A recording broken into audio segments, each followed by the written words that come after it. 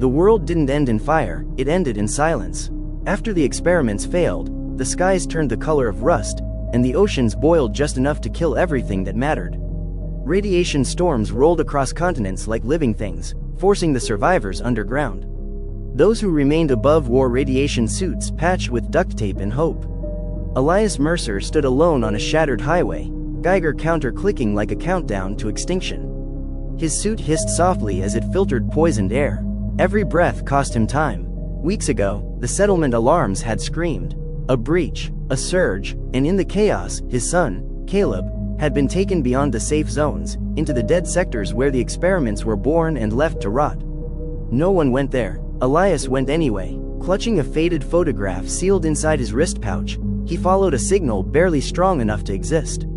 Caleb's tracker, still alive, somehow. As radioactive snow began to fall, Elias stepped into the ruins of a world that had already forgotten how to forgive.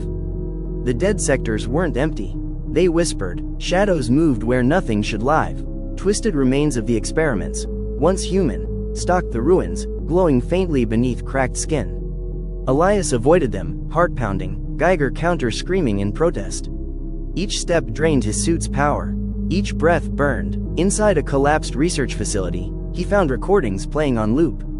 Scientists begging forgiveness, warnings never sent. The experiments were meant to adapt humanity to radiation. Instead, they rewrote it. Then Elias heard it, a child's voice over the static. "Dad, I'm here." The signal led him deeper underground, into a containment chamber sealed years ago. The door resisted, then gave way. Inside, Caleb sat behind a glass barrier, alive, but changed. His eyes glowed faintly. The radiation hadn't killed him. It had accepted him. "I can survive out there," Caleb said softly. "But you can't." Elias felt the truth settle like ash in his chest.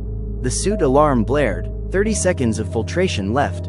Elias smashed the glass. Radiation flooded in. Pain followed. But he wrapped his son in his arms anyway. "Then you're not staying," Elias said. "The world already took enough from you." Caleb tried to pull away. "Dad, I didn't come to live," Elias whispered. "I came to save you."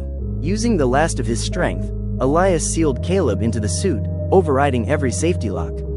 The radiation tore through him as the chamber door opened. Above ground, storms howled. But Caleb walked through them untouched, carrying his father's final gift. As Elias faded, he smiled.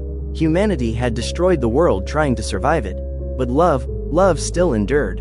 And in a broken future, that was enough to begin again.